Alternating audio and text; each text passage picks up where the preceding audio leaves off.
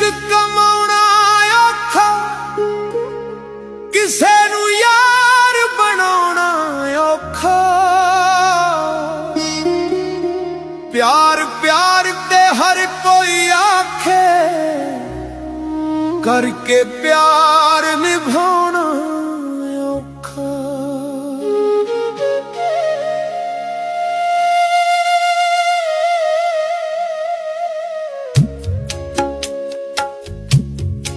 हर कोई दुखां ते हस लेंदा है, किसे दा दर्द वंडाउणा औखा।